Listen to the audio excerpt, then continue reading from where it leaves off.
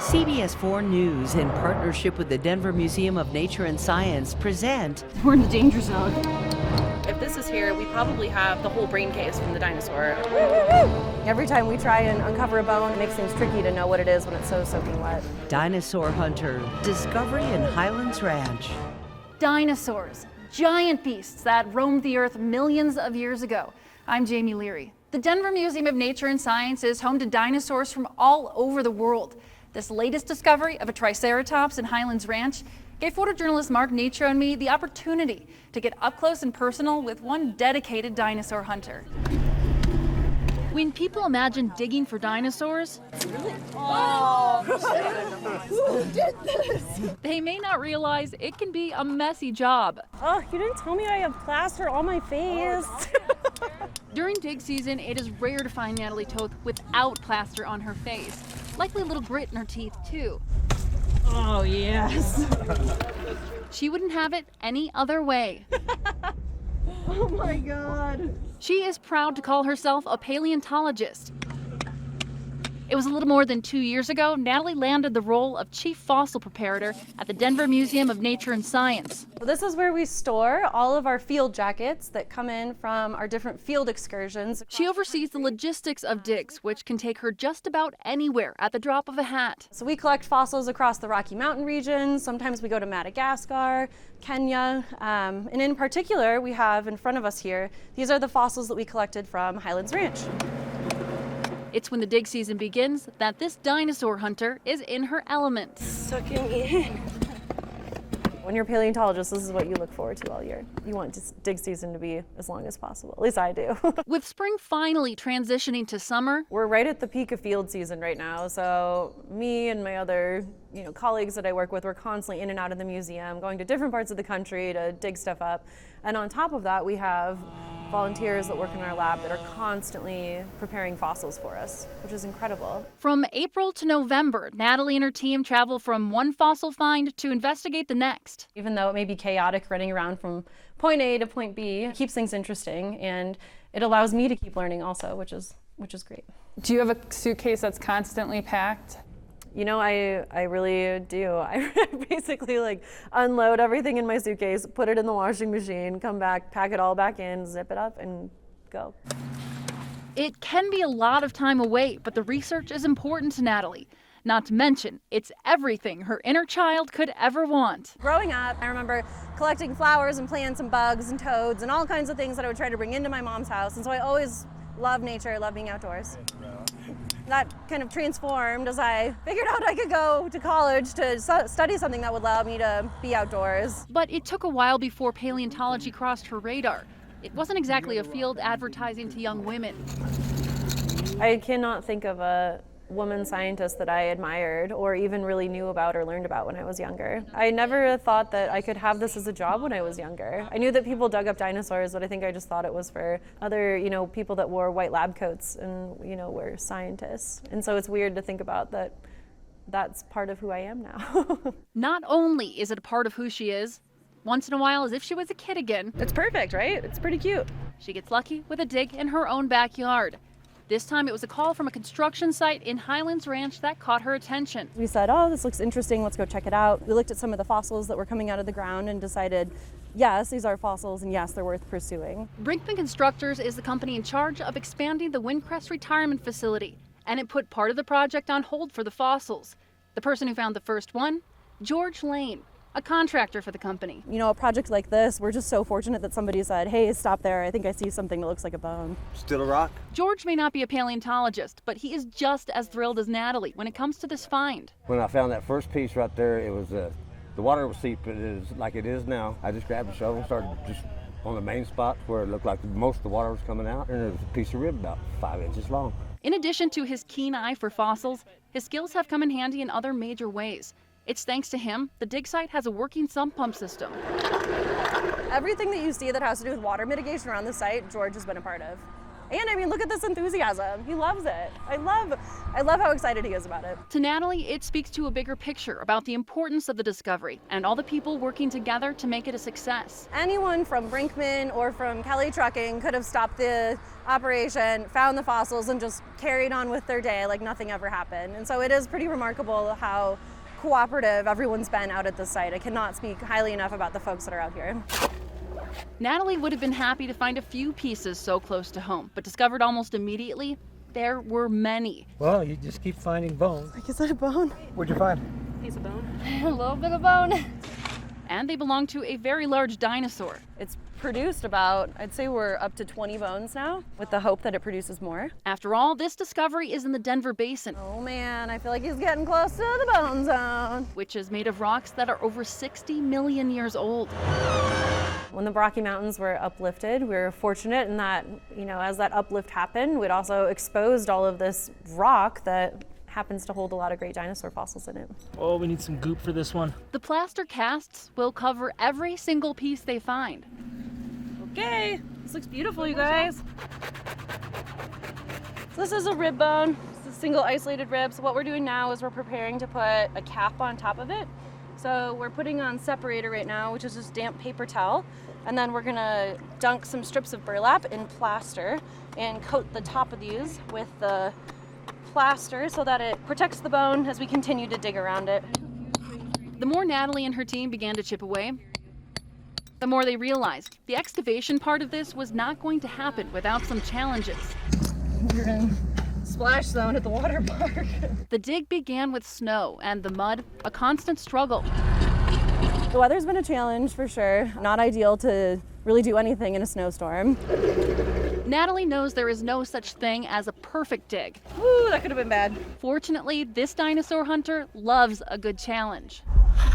This is my favorite part of my job.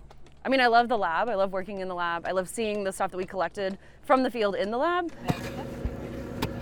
But like, being out here and getting to work on stuff, especially when you find new stuff and you're out looking in the desert or the Rocky Mountain region, you find new fossils. It's the best. There's no better feeling. And despite the mud, There's part of the something. this urban dig site is turning up fossil after fossil. Totally, that's bone. Yes. So we think about 30% of the dinosaur skeleton right now. So that leaves quite a bit of it that's left to be found out here. It's enough to say for certain this is a Triceratops, worth a continued push. We're so fortunate that the weather's been really cooperative over the past few days. It's really dried things at the site. Unfortunately, the weather, only a small part of their mud issues. We're finding ways to work around it. We've really gotten really good at trench making. But Natalie and her team had no idea. It was a free-flowing aquifer, slowly turning their dig site into a pool. Their mud problems just beginning. Oh. This is a rib, Mark. And this is not, we're in the danger zone.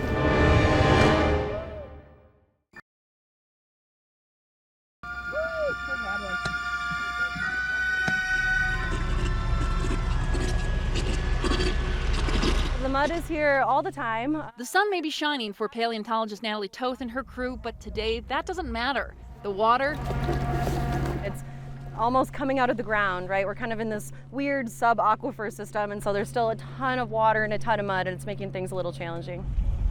this may be one of the muddiest digs anyone has ever worked on, but the team seems to be adjusting.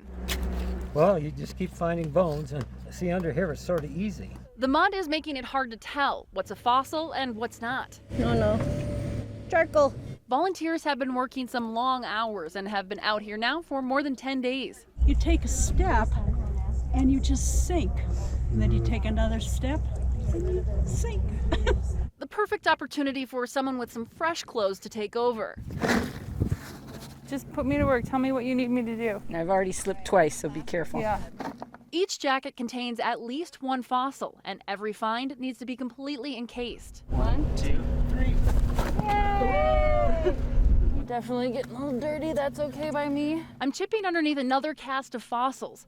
Eventually we'll flip this and plaster the other side. No, this is on-the-job training. I'm not a professional. Not like some people here. You've been doing this for 10 years, you say? But you learn something new at every dig, so. Yeah. It's my first dig. The humming of sump pumps is the new official soundtrack for the Highlands Ranch dig. Oh, nice. It's a crash course in hydrology for this paleontologist. This is geology in the works, you guys. This free-flowing aquifer by itself, manageable, but combined with afternoon storms, We have water coming from the earth. We have water coming from the sky. That feels like it's turning into hail.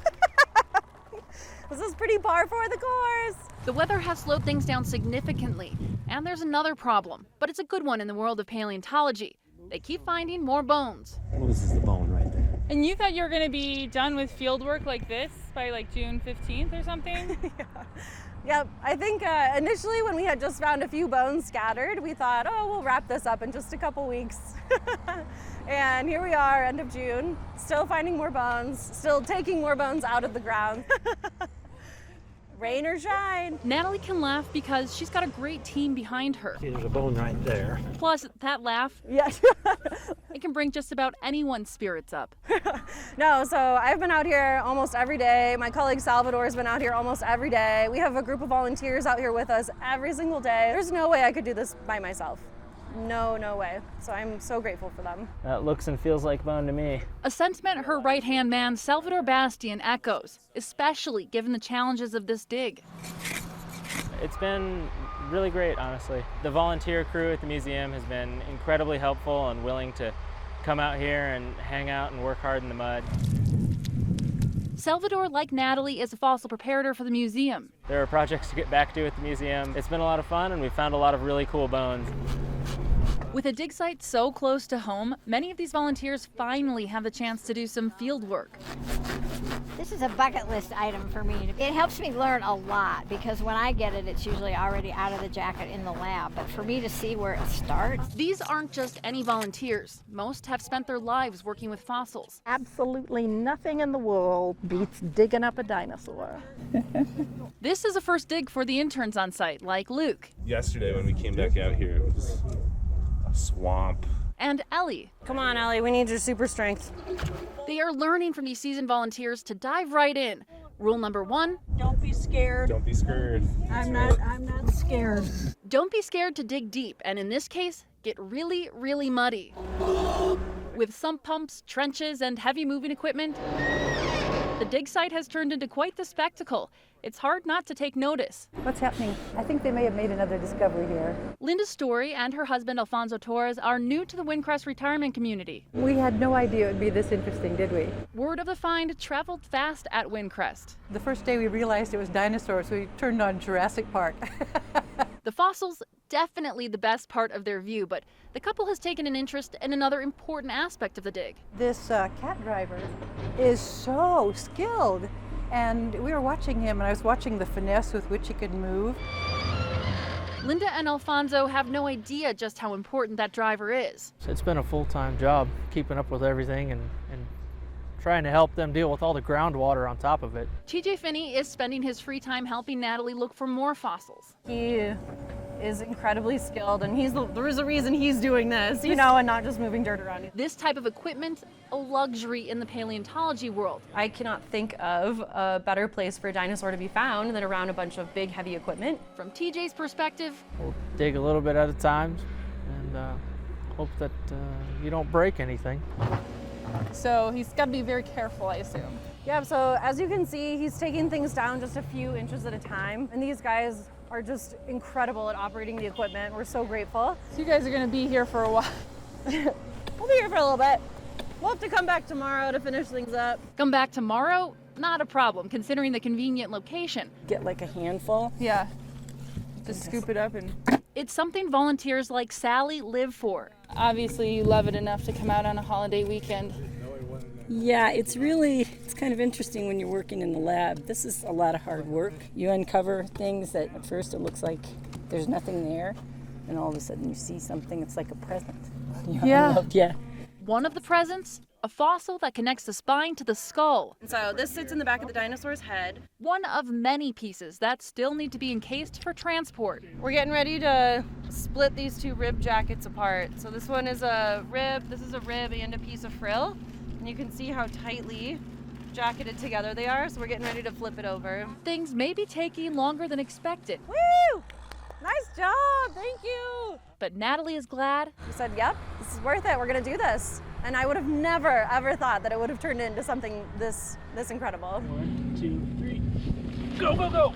This is no small Triceratops. It is a fully grown adult, and the biggest jacket they've put together so far weighs close to 1,000 pounds. Others are almost as heavy. This is gonna need probably a lift assist on the fat end. That one's gonna need 2 on that end.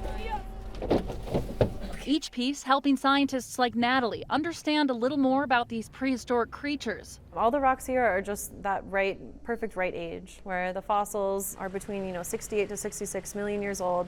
That's really kind of the peak of dinosaur diversity in some regard. Today they're prepping the fossils for their trek back to the museum, and with so many to load, moving them is an all-hands-on-deck event. One. Oh, what's the at? Some are easier to load than others. Awesome. All are delicate. It's the only time you'll see a nervous Natalie. Oh my gosh, you guys. Which is where the loader comes in handy. And while it helps, Ooh, watch fingers. The chance a finger will get smushed. Watch our fingers, George, you scare me. About as high as the chances they'll find more bone. We found more of the rib. Moving day is wishful thinking. This will likely take a couple of days. Oh, yes. Most people would never associate exercising with paleontology, but clearly the job requires brain and brawn. Throw in a positive attitude. Plaster party? Yep. I'm right behind you. And that's Natalie in a nutshell. Are you tired? Never. Never? The rest of the crew seems to share her vigor. Oh my God, George. He's got it. You're a monster. That's not even the biggest jacket. This is it. And after chipping away at some of the excess dirt, 1, 2, 3. Oh, yes. Okay. It's still just as heavy.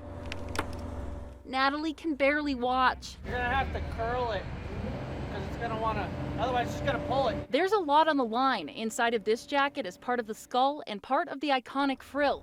It's literally make it or break it. Oh, he's gotta go fast. Oh, he's gotta go fast. He's gotta go fast.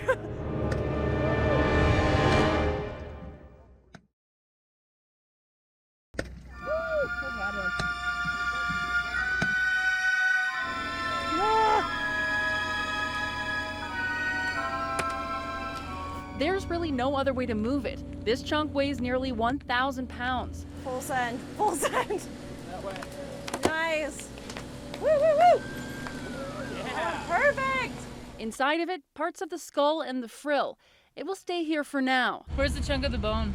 Right by under your your camera. GoPro. Directly down. It needs more plaster to protect it. What do you think this overall weighs? Probably like 1,500 pounds. It was big. But hopefully we'll get it down to less than that as we continue to remove all this sand and mud, lighten it up a little for its journey back to the museum. Today there are other fossils to load. And most will require the help of Kelly Trucking. There's just one more day on site before the fossils move to their new home. The rain's not helping that dry. Despite having to wrap things up, Natalie is in her typical good mood. Good morning. Everything is sliding into place. Nice. But at this point, they only have about 30% of the Triceratops. How do you decide now's a good time to stop? Yeah, it is a hard decision to make. You know, you always have that innate curiosity where you're like, okay, just a few more feet, maybe we'll bump into something. Yeah. Traditionally, the rule of thumb is, a meter or 2 beyond the last found bone. That is the technical rule, but they've been out here now digging for 8 weeks. That's 4 times longer than they planned. You almost never find a complete dinosaur when you're out in the field. And I would say that that's what keeps me going is you're like, all right, just a few more feet and maybe we'll find, the rest of the skull over here. Or a few more feet, maybe there's, a juvenile next to this adult dinosaur. Do you ever imagine yourself like in the backhoe after hours just digging away? Like, It'd be the best. Yeah. If TJ would give me the keys to the backhoe, I'd be out there every day.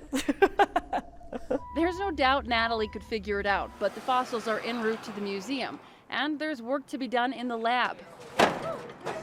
So big blocks here, that's labeled rib. Some other miscellaneous, looks like there's vertebra, rib in here. This is one of the bigger blocks that we collected. It looks like they weighed at 780 pounds.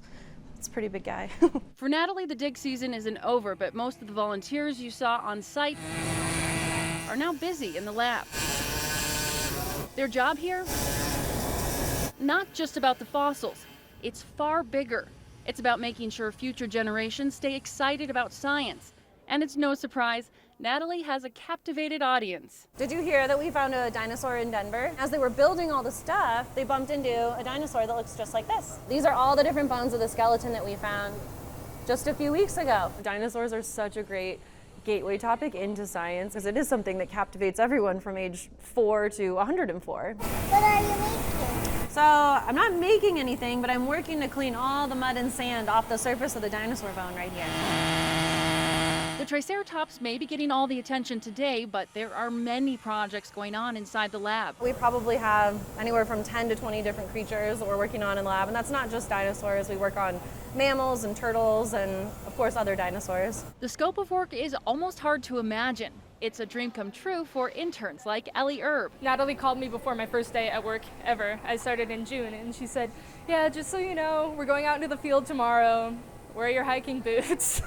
She had just come in on her first day of her internship. I got her to the museum, I got her badge, and I was like, get in the truck, we're going down to Highlands Ranch, we gotta go dig in the mud and get this dinosaur out.